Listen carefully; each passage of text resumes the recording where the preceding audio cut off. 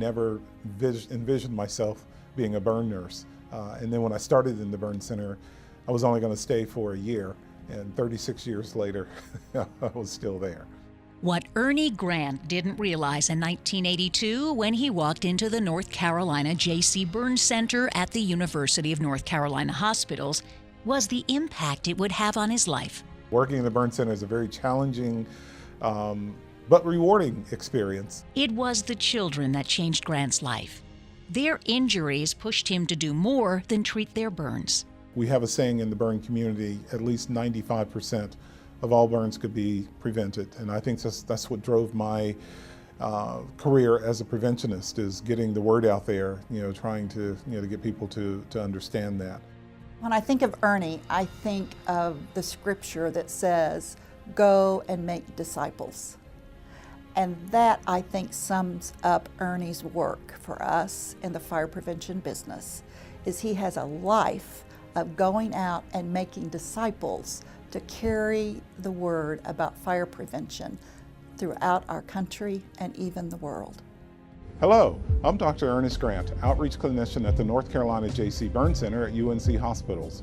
Over the years, we've learned the best way to treat a burn is to prevent it from occurring in the first place. Starting in North Carolina as coordinator of the hospital's burn prevention program, Ernie Grant's impact was soon felt nationally and internationally.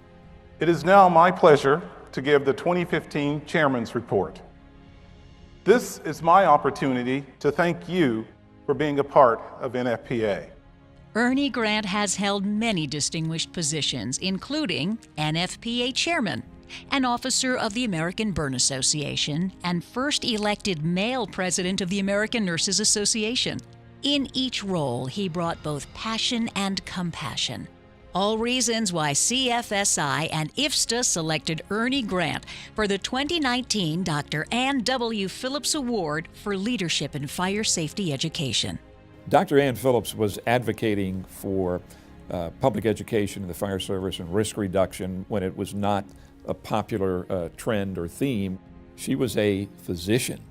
She cared about people, and she understood how important our work was, and she collaborated with us in a way that inspired us.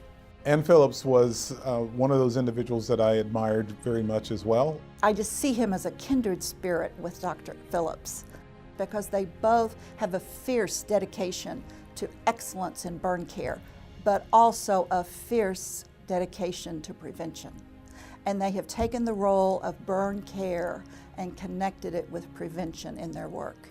Always a nurse at heart, following September 11th, Ernie Grant volunteered at hospitals in New York, caring for those injured in the World Trade Center tower attacks.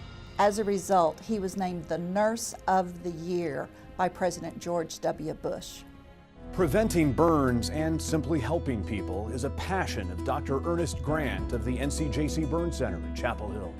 With a passion for education to expand his knowledge and skills in burn prevention and treatment, Nurse Ernest Grant became Dr. Ernest Grant, earning his PhD in 2015. And when not applying his knowledge in burn treatment centers, he has been doing so in the halls of government. I'm really proud about in my career was getting 3 major pieces of legislation passed. One was hot water heater setting on hot water temperatures. The second one was getting smoke alarms available in all rental property. And of course the third one, which for a southern state, was to get fire safe cigarette legislation passed. North Carolina being the mecca for cigarette manufacturing, that was a real coup to get that piece of legislation passed. When I think about Ernest Grant, I think about him being a crusader and crusading for fire prevention and burn prevention, and for us all to be fire and life safety educators. And I say to you, Dr. Ernest Grant, thank you.